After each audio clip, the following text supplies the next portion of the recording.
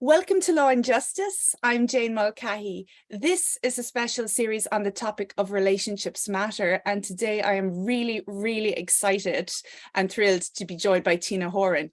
Hi, Tina. How are you doing? Hi, Jane. I'm very good today. I'm delighted to be here and looking forward to our conversation.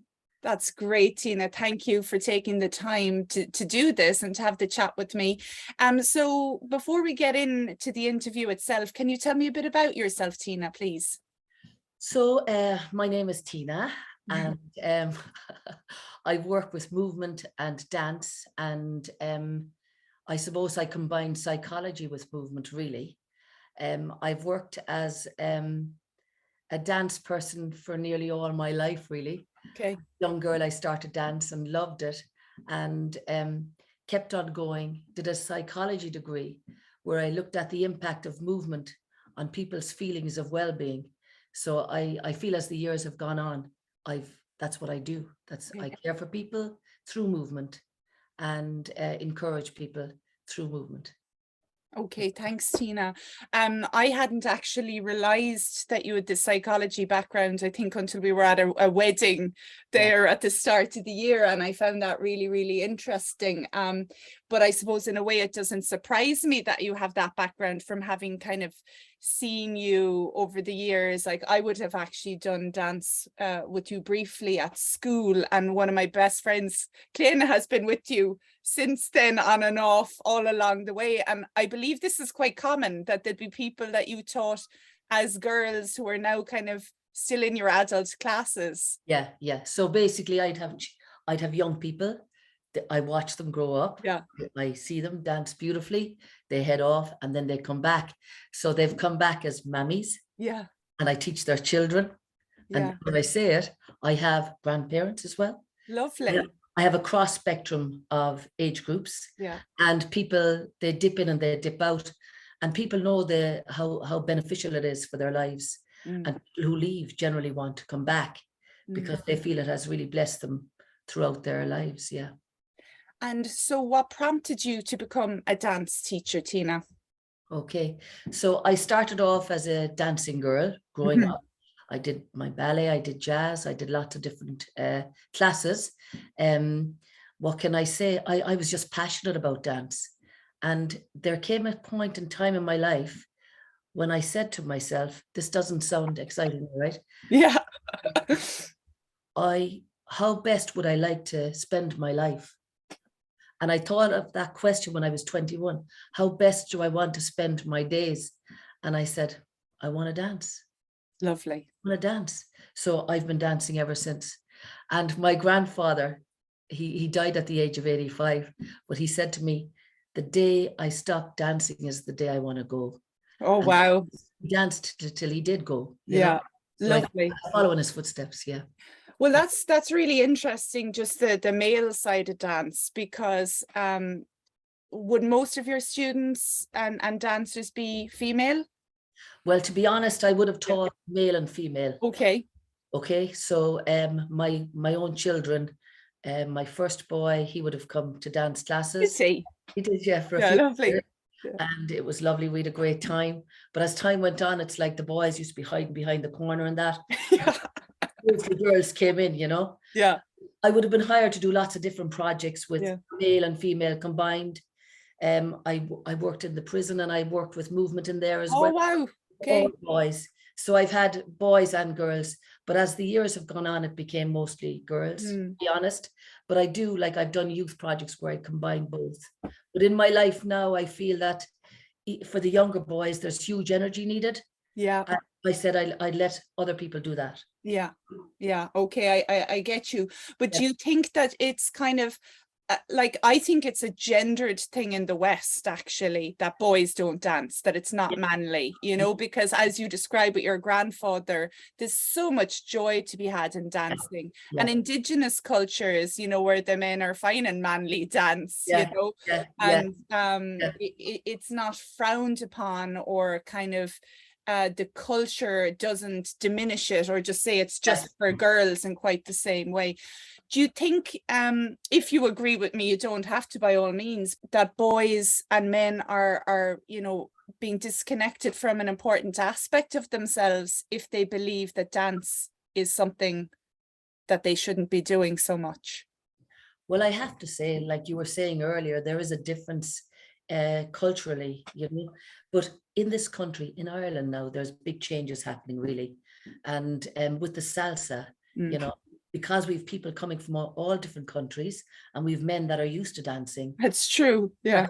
And it's beautiful. Yeah. I'm absolutely delighted with that. Yeah. I pray as time goes on that it will change. Like I would love to see men dance more and enjoy it. And it's magnificent. But I'm here in my home, and I Yeah. had two sons growing up, and as much movement as we could do and have, we did. And my dream come true is to see them dance Yeah. on a dance floor, you know. And enjoy themselves and their Enjoy bodies. themselves. Yeah. It's the joy of movement and the joy of music. It's just unbelievable. It's life-changing. It is. Like It is.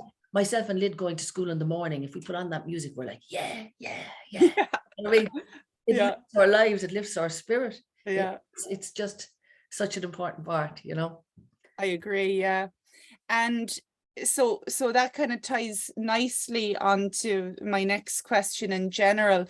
Like, how important do you think it is, both as a dancer yourself, but also as a psychologist and someone interested in well-being, that that humans are aware of their bodies, you know, and that they move them rhythmically to music? How important is that? Well, Jane, just to say to you, I was teaching a group of ladies last night, and I was just saying, like, when we listen and hear music and we move with it, it's like we get in touch with ourselves and we get things to flow. But if we don't move, and if we're not in keeping time with ourselves, it's we're outside of ourselves. So people step outside. So I was saying to the ladies last night, we want to come back inside so that we're connected from within, and we're in time, in sync with ourselves. But if we don't move, it's like things get blocked, people get stuck, emotionally stuck, and it's like we're not living fully, vibrantly. So to be connected from the inside upward to the heavens, downwards to the earth, it's like, you know, we live more in the present, and life is richer. But if we're stuck over here, worried about the future, or stuck in the past, then we miss the present moment. You know, that's it, simply that. So I think to be working with our bodies, moving is essential, but it doesn't have to be dance. It can be any type of movement, you know, just to get the body flowing and moving. It makes a huge difference. For people's mental health and well-being, I think it's essential, you know. I heard somebody being interviewed on the radio one day, and he said he was a psychiatrist. He said he doesn't care for people unless they're doing a 15 to 20-minute walk a day, or some movement, or some activity. It's absolutely essential. And the other thing too is that as we dance and as we move, we become aware of what's stuck, or things get released unknowns to ourselves. Like I could be teaching a class and I could say, you know, if there's something beautiful and slow, it can move people to tears. But it helps them to express. It can cause people to laugh and smile. It causes shifts and changes. People can come in and they're flat, they're beside themselves, but when they're leaving the studio space, they're back in the center and they're like, yay, heading out. You know, it shifts and changes people's moods. And I think it's absolutely essential, really. Well, I've mentioned to you before, and I actually interviewed her as well previously, Catherine Dunn, who I've done some movement medicine with over the while.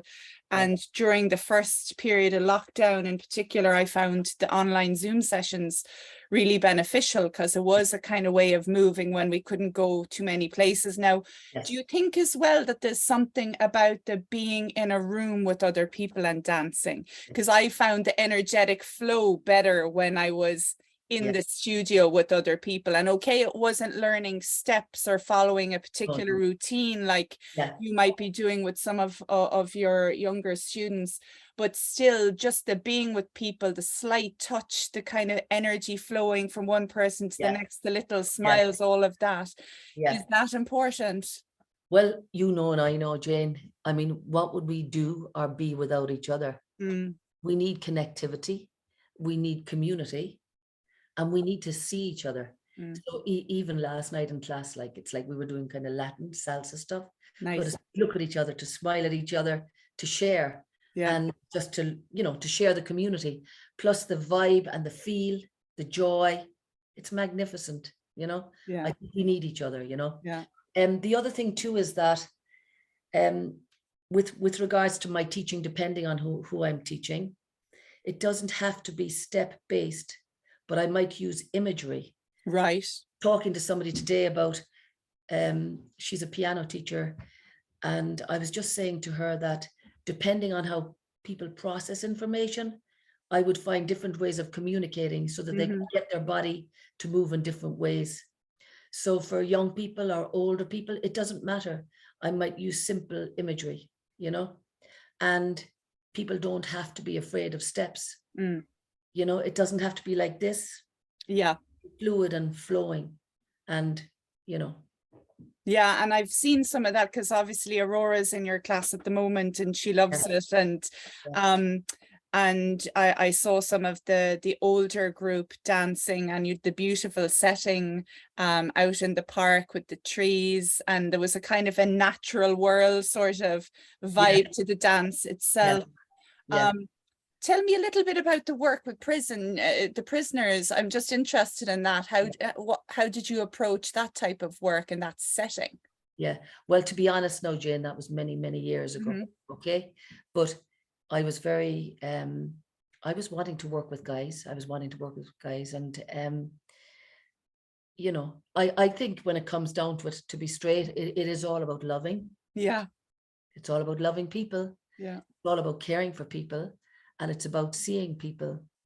So I knew a lot about fitness and health and well-being because that's what I specialized in. But my way of bringing movement in was through, I would do all sorts of flexibility, stomach, leg flexibility work, circuit work, and then I incorporated movement into that. So it was to help young men get in touch with their center, their core, but also to connect their spirit upwards so that they could hear from within what was right, you know, what felt right, and also to work with their guts. Oh, so interesting. Yeah. You know what I mean? So just their gut. It's like with the other work that I do, which is body awareness work, it's like if we really heed our bodies and if we really pay attention, we're clearly guided what we should and should not do, or what is good for us and what is not good for us. But it was very interesting there, right? I met a lady recently and she was going to swim a certain stroke. She said, I shouldn't be doing it. It's not good for my knees, but I'll get in there now and I'll swim away. She was going to do a breaststroke, but she said, it kills my knees. So she said, I'm going to go in and do it. And I just turned around and I said, gee, so you know that that's not good for you, but you're going to go in and do it. And she said, yeah. I said, gee, that's interesting. And then I just walked away. But when I looked into the pool, she was doing overarm. So she changed her movement because she heard what she said. In other words, many of us in the world, including me, we have these beautiful bodies that do so much for us, but it's how much do we heed them? Yes. How much do we respond to them? So if there's an ache, if there's a pain, if there's anything, it's like, how do I pay attention? And how do I let my body know I'm listening? You know? Yeah. So really interesting point, because of course many of the men who, or most people who end up in prison, often they have stuff going on with their bodies, a lot of stress and turmoil, and they might medicate it then with drugs or alcohol rather than facing the pains, the aches, the emotional stuff there. I'm just wondering as well, if you can remember back, how did your kind of your own energy impact the lads, because you've a very sweet kind of, as you say, loving type of way of engaging with your dancers. Did you try and bring that into the room with you, with them, you know, obviously in a different way with a different focus? Well, what I'll say to you is that I during that time, because I did it for a few years, it was a humbling experience for me, because I felt like I could be in prison. I could make choices that are not wise for me, and I could end up there. So at times I used to have dreams thinking, oh God, I'm going to end up there, you know. I did. I used to have nightmares saying, oh God, I could. But not that it was a terrible place. It wasn't actually. But I found people just the same as me. The boys were just the same. Beautiful people, but not, you know, with very difficult backgrounds, difficult upbringings. And then it's like their fathers before them would have been in prison. Yeah. And then they end up in prison themselves. So, but I felt like it was my job to love and to communicate and to really see people. Because I came across a guy who you may have come across years ago. I don't know, I imagine he's still around, a guy called John Huskins. Don't know him. He was brilliant anyway. I just came across his work. It was about really communicating with people. So it's like when I teach my classes, it's like, how can I really see somebody? So I make it a point to really look. Nice. And acknowledge each person, because we need connection. Yeah. I need to be seen. Yeah. And I need to see others. And it makes all the difference, you know? Yes. That's what I did. That's what I tried to do. So I had a relationship with each one. Yeah. And I felt that as time progressed, you know, there was great value in having that communication. Yeah. And we grew in a relationship together. And I think connectivity is so important. It's absolutely really, yeah. And I know actually from my own research in prison that the arts are actually key things that prisoners do engage with, you know, whether it's painting or music or singing, and movement. You know, they are often interested in their bodies, at least when they're in prison. They've time to work out, so your focus was kind of smart and strategic with them, I think, as well. And Jane, yeah, just to comment on that what you said there, you know, who's the lady who wrote the book The Gift? I'm trying to think of her name. I have her name there. Edith Eger. Oh yes. Yeah, she spoke of, if we don't express, we depress. And I think that's key. So it's like, however people express, be it painting, be it movement, however we express, it's so important. In a garden, with vases, with flowers, with anything, like that chance to express. So for any of those guys, like there was guys that used to be in the music department, there was guys that were in the cooking, doing beautiful cookery work. That expressing made a huge difference to their lives, I know. Of course it did, yeah. And many of those men and women as well who end up in prisons, you know, they haven't been well served by our education system. But there's lots of commentary now around about our education system not being the best for lots of students, you know, and that the focus on academic achievement, while excellent and trying to prepare people for the workforce, is not all there is in life. So do you think that we put enough emphasis, I suppose, on the benefits of things like the arts and sport and exercise and dance for young people? Well, what can I say? You know, I have a girl now who's in leaving certificate, and when, you know, during the summer times we were extremely active. We could be swimming every day in the sea. She runs, she does everything. But then to go back to school and to sit down for many hours every day, it nearly caused the death of her, you know? Right. So I did speak with the people there who were very kind in the school that she's in, and the guy was extremely responsive and kind, and he's an athlete himself. I said, how can we expect our children to sit down day in and day out and not be active when really it's what we need? It's like we have a problem with obesity. It's like, what are we teaching our children? It's important.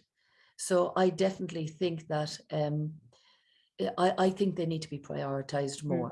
Absolutely. You know, it's like presently now, like young people's mental health is a big concern. Yeah. Young people's confidence, young people's ability to communicate. It's a big concern. So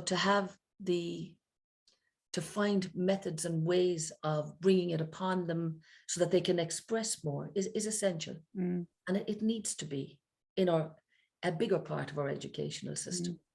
It needs to be. But it's like children get stuck and they're caught behind, and then they can't come out. Yeah. And then it's like they make bad choices. It can really impact their lives for the future. So I think movement, art, expression, music, we need more of it. Yeah. And have you noticed, Tina, any changes in young people, I mean, since COVID or even before, regarding mental health and confidence and things like that? Has it been on its way before COVID? You know, the greater anxieties, say, to do with the state of the planet or housing crisis and things, are these weighing on our children and teenagers, do you think? Well, to be honest with you, we did different projects over the years with young people, and I did bring in artists to work with my older young people, and we did look at climate change and how could we make a difference. But I remember pulling one of the artists aside and saying, I want to say to you, it's good to make young people aware, but we really have to protect and care their hearts and their minds so that they live with hope. Yes. I don't want young people to live without hope. We need hope.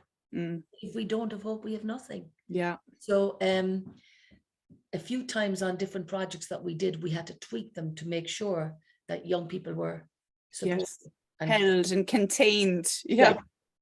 Held and cared for, so that nothing was too big, and to go along in the way that they wanted to go, so that they were cared for in spirit and in mind and in their perspective of how they were going to move forward and how they could make a difference, and that life is beautiful. So that's why this year, like, young people have been impacted by the climate. Young people have clearly been impacted by COVID. I did lose young people that were magnificent dancers, but they're gone. Like I want them to come back. Yeah. This year I've decided that I'm always full of hope. Yes. I thank God for that. I'm right. I feel I meditate daily. I center up. I connect upwards, and I would have great hope for the future. Yeah. So what I decided this year, I was telling you the other day, I've decided to focus on the ever-giving earth. Beautiful and rich this earth is. So I was telling you, I took down the elderberries and I made my elderberry drink for the winter. Lovely. Grapes. I made my grape, not wine, grape. And, what else? And I've loads of apples. I'm going to make apple juice. So I just wanted to say to my young people, we've got a very generous, beautiful earth. And every time I pick something from a tree, the tree is delighted because it wants to share with me. When I pick from the grapevine, it's like, yeah, thank you, grapevine. But the grapevine knows I appreciate it. Yeah. So it's just sharing the joy and the beauty of nature. It's like it's ever giving. Yeah. And I swim in the sea. I love the sea. And I thank the sea, and the sea thanks me. Yeah. Life is very, very rich. So instead of focusing on what we don't have, I'm focusing on what's been given to us. I celebrate, I rejoice. So that work we're presently working on now for our project, you know. So we looked at, we've the moon, we've got the wind that blesses us and blows on our faces. Yeah. We've got the earth that holds us up, you know. What else have we got? Yeah, we've got sun. In the earth, we've got sun. I'm always trying to find music that matches what we do. Okay. And young people input me as well. So we're working on different aspects of living on this earth. Yeah. Joy and the beauty of it. And would they ever, the young people, would they ever kind of roll their eye at you, you know, as you'd be going on about nature's bounty, or do they drink it like, does it really speak to their hearts? Because, you know, sometimes adults would be going on, oh, that's a bit dippy hippie there, Tina, or whatever, you know, but actually the more I read and the more I get into just, I suppose, what we're living through and what we need to be healthy. Really, just Yes. what you were describing there is gratitude and Yes. noticing and mindful, kind of being in the moment and Yes. not being too focused towards the future, which I often am, and panicking about it, or Yes. not too, you know, entrenched in the past. But Yes. not that easy to do, is it? So in a way, you're trying to give the kids and the young people the skills to notice these wonderful things. Well, I do my very best, you know, and it's like they, you know, they communicate with me. Yeah. Sometimes I'm sure they look up, he's off her head. Yeah. It's all right. But I think also, like, you know, you were saying about COVID, how it has impacted people. I was dealing with young people last night now, and I know there's one particular young person who was really anxious. Mm, But I do give them the skills, and I talk to them quietly, discreetly about how to handle themselves mm, when they feel stressed, mm, and tools that they can use mm, to stay steady during a difficult time. mm, And I think it's essential, really, you know. mm, But also, if I can get them to see what's magnificent, mm, I can share with them the joy that I see, then I'm sure it'll encourage and lift their spirits, mm. you know. Yeah. And also, to be honest, you know, I say to them, is there anything you're loving at the moment? Mm. Any songs, anything at all that you're loving? And they give it to me, Yeah. and then they go off and they dance up a storm. So they have the free space to do what they need. Yeah. Tell them if you want to roll around on the ground, reach to the sky, swish to the side, whatever you need to do. Just let yourself be. But it gives them a space, and it gives them a time, as it does my adults, Yeah. to let yourself be. Like if somebody, like a lady came into class last night, and I could see her hair was like standing up. Right. Okay. She was frazzled. She was really frazzled. She was beside herself, and she was trying to focus, and her face was all, but Tense. yeah, as the time went on, I could see her getting in, and then she was, Yeah. and She then could breathe. she could breathe easy, breathe, Mm. lovely. And then it was time to go home, and she was a happy lady, you Yeah. know. Wow. Yeah, it makes a A big tonic. A tonic. tonic. It's a Yeah. tonic, you know. It's Yeah. my tonic. It's my tonic as well, you know. Yeah. So I love it. Yeah. Well, it's very special because the thing as well is, and because you know, I'm quite interested in things like attachment and trauma, and a parent's stress or anyone's stress and anxiety Yeah. and distress is contagious. So Yeah. being able to help anyone really manage themselves and just feel more settled in their body and in their nervous system is Yes. priceless. It's Absolutely. priceless. Absolutely. Yeah. And there are not many, I was saying to you before, there's not many opportunities over a certain age to go dancing. So to have this space for your adults is wonderful too. Like there's weddings where you can dance up a storm, but Yeah. there's not that many other venues, you know. So Yeah. it's great that you do have this and that people come back to you over their life after Yeah. having to take breaks or whatever.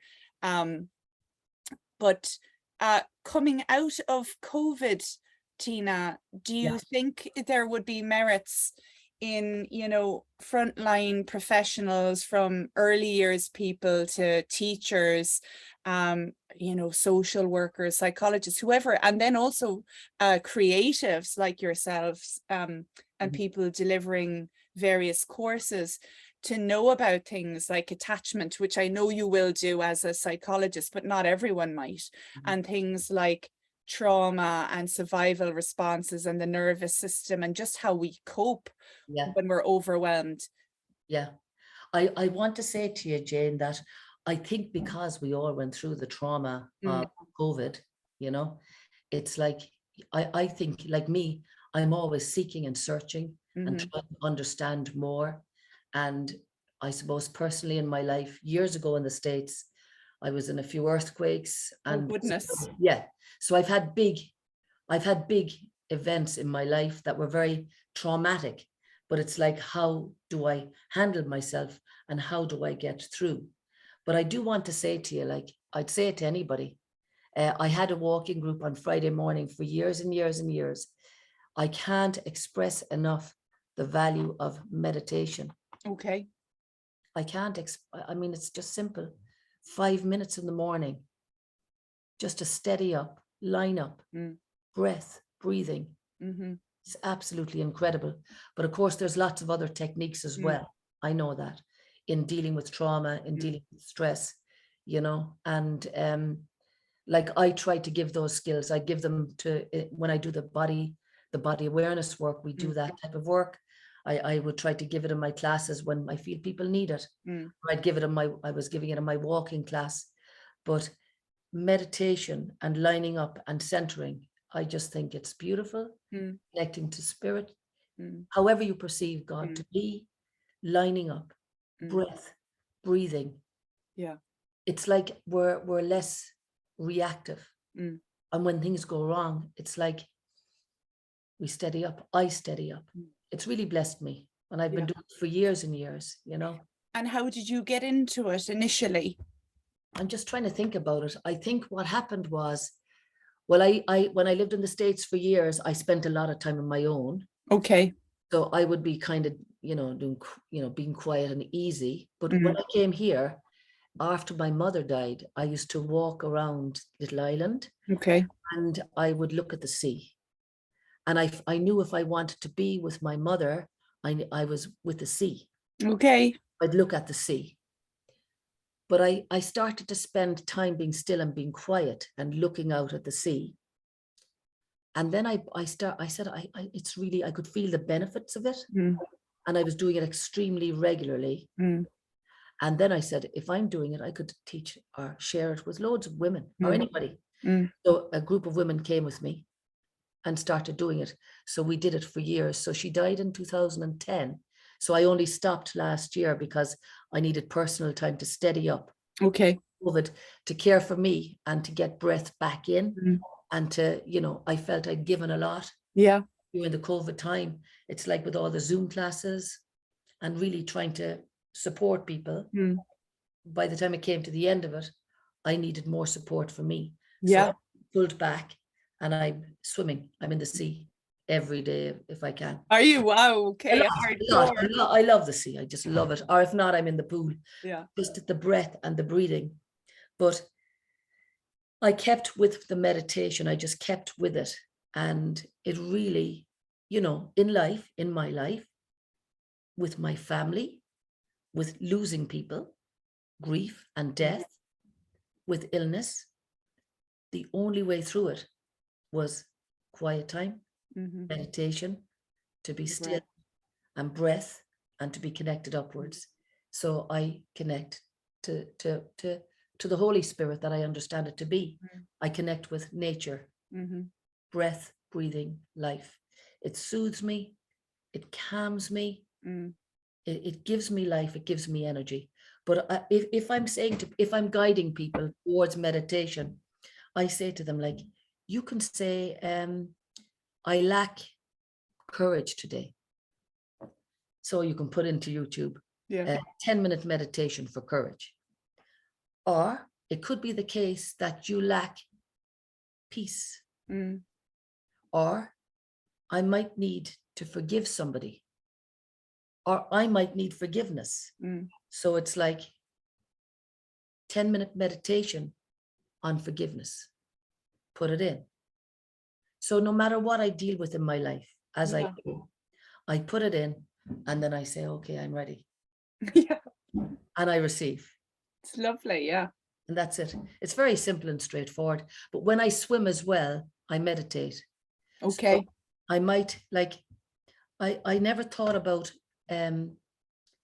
counting, and I never thought about length or anything like that, but I always meditated. So I might say grace, peace, love, joy. Wow. It's lovely. Amazing. Joy. So whatever my need was, whatever I needed to bring in or give out. So if I want to give you if I want to give you healing, Mm. I might say, Jane, peace, love, healing. Nice. And I'd keep going like that. Wow. It's a beautiful way of working it in when you're already doing something, you know? Yes, yeah. So it's not making additional time, but it's being more mindful as well in your swimming. Yeah, yeah. And also it doesn't have to be about me. Yes. It doesn't have to be so self-absorbed. It's like if there's people around me that have particular intentions, then I'll say I'll swim for you today. Yeah. Lovely. I'd be happy to have you swim for me tomorrow. That'd be nice. Yeah, you need something for tomorrow. Yeah, why not? Yeah, but for tomorrow I'll swim for Yeah, you the tomorrow. peace, all of that sounds Yeah, good, you know, yeah, joy, fun. But yeah, it is lovely because we can be, of course, quite self-absorbed if we're going through difficult times, yeah, but as well, the sending out positive vibes and yeah, loving energy yeah, to people is a wonderful yeah, thing to do. yeah, Just while I think of it, you mentioned there the being a bit depleted and needing to step back. yeah. It's so important again that people honor that need, isn't it, Tina? That they recognize that they're in need of compassion and time and Yes, yes, yeah. self-care, as they say. Yeah. Well, I want to say to you that I suppose around me there was a lot of things happening and a lot of people dealing with huge sadness. And I felt like I'm a fine, strong woman. I appear to be strong. Mm. By golly, I feel a lot as well. So I just said to myself, you know, I had a friend who was very unwell as well, and people had lost people around me, and there was people heading up a lot. So I just thought, I need to gather in. Mm-hmm. I felt like I was around so many people dealing with such serious issues. I had to pull back, Yeah. steady up in myself, and, you know, guard my heart. I could send love out, but I had to guard my heart and build up my strength again so that I wouldn't be so broken. I felt like I was kind of like, I was very sad for people, like, and I just, Yeah. I think also you need, we need clear boundaries Yeah. and not to be, you know, it's like, how can I stay inside my own business and care for me, my Mm-hmm. family, and I can still love you, but let you be in your business. Do you know Yes. what I mean? Yeah. So it's how to do that and how to be respectful of others, let them live fully and trust that they'll be fine. I'll be fine, but I definitely have to have clear sense of what's my responsibility. So I did step back from different things and I feel the better of it. Yeah. It's like, it's like you can be going through difficult times, but you can still have joy. You know, Yeah. it's a beautiful thing to have a bit of joy. I'm here now looking at the trees dancing outside my window, but to be able to see what's divine, Yes. such a gift. Yeah, but it is a daily practice. You kind of as well, I think if people are going through a bit more darkness than is Yes, comfortable, which people yes, do, of course, yes, then it takes a little bit more intention, I guess, to find the beauty and the joy, or to even notice the little moments of it at yeah, times. yeah. Even the simplest of things. I think um the other day I was all excited because I put washing on the line and then it got dried. Yeah, Keith would agree with you about the singular joy of that, you know, in Ireland with our wet downpours. Yeah, it's You know, fun. I was so excited, like, but I Yeah, was thinking, I don't know, I was next to him and I said, the washing dried, like, I was so delighted. But also to see the wind blowing and the I wash. know. Yeah, Oh, yeah, I was ecstatic. But then, of course, yesterday I went out to the line and there was stuff that I didn't get to, and yeah, the birds had pooped on it. yeah, yeah, yeah. It was on the ground, and I was picking it all up and having to bring it back in. But I don't know. It's like to find the joy in the simple things. Yes, We're so blessed. But I had to do it. yeah, I'm saying to anybody who's yeah, listening to this, you know, some days you have to find the joy. It's like yeah.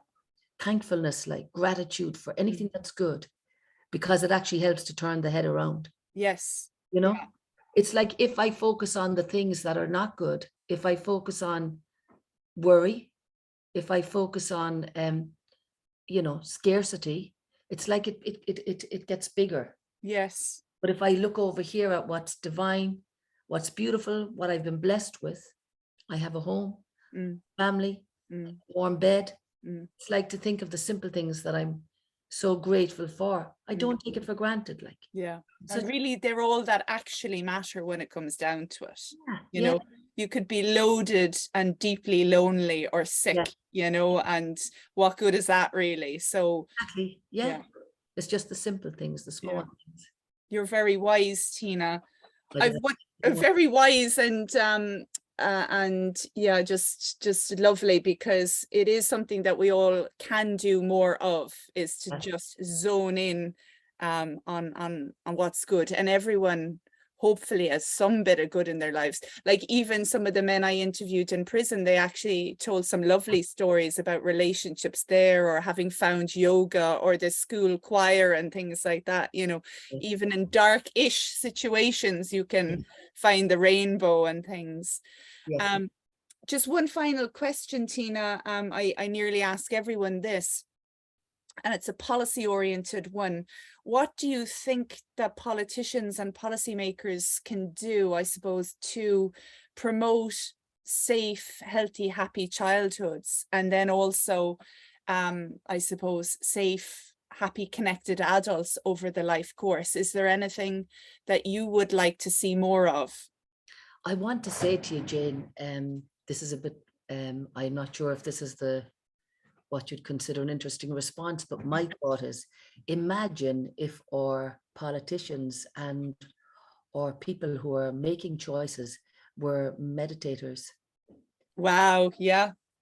Imagine if they were, and if they connected to their own inner child, Yeah. connected upwards, to make holy choices for people. And that it's not about greed, it's not about money, it's about energy, and it's about care, and it's Yeah. about love.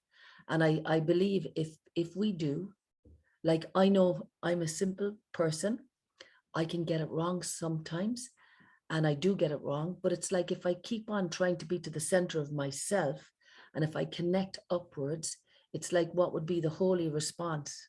What would be the best plan? Imagine if everybody took the time every day to connect and to be still and to be steady. It's like, and not be in a hurry. Yeah. Imagine going into work being easy, being peaceful, looking at somebody, listening, paying attention, and then really heeding each other and connecting. I think the world would be a different place.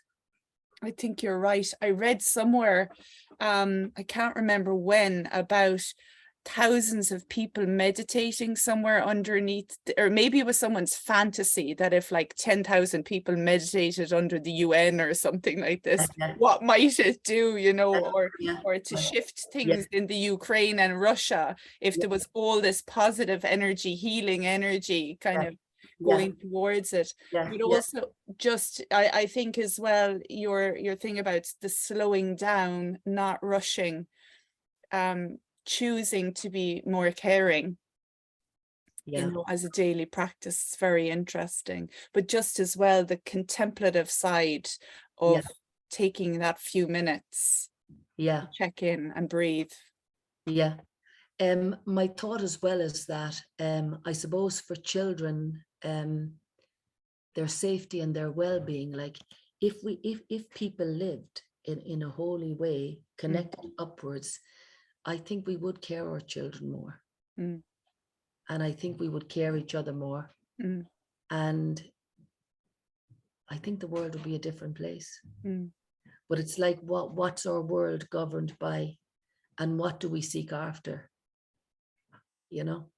So it's like, it's easy for me to speak now, but I'm saying as I'm getting um wiser, Yeah. older, it's like, almost like, it's like, you don't need anything much, really. You don't need big huge houses or fancy cars or anything like that. It's just like, we need each other, we need a simple life. It's like, value nature, Mm, be grateful for what nature gives to us, mm. and how we can give back to nature, respect our planet, care for each other. We don't have to have loads at all. No. Just once we have enough, Yes. And once we have love, I think Once we have love, I think, yeah, safety and love and yeah, enough food and things like that. yeah, basics or basic requirements, Mm. What I heard Aurora speaking, and she spoke about a feeling of security, a feeling of being held, Mm. And I think that's what I try to do in my classes. It's like to let people know that I am there, and I try. Yeah. Now I know at times over many years, it's like sometimes I might have missed, but I really do my best to try reach out, see, offer that kind of the visual of looking and seeing. Yeah. Somebody feels held in some way, and it's connecting, it's reaching out, Mm. and encouragement, Mm. and encouraging people to be free, Yeah. free their spirits, to free their bodies, and to be connected up Mm. and to the earth, because it makes life richer. Mm. Yeah. Yeah, it's beautiful, powerful spiritual work that you do with the young people and the adults. So thank you very much for that, Tina. And thanks so much for sharing your time and your reflections with me today. I've really enjoyed it. Jane, thanks a million. Thank you so much. It was a pleasure and an honor. Thank you. This has been Relationships Matter with me, Jane Mulcahy, and the wonderful Tina Horan Walsh. Great. Thanks so much. Thank you so much, Jane. Thank you.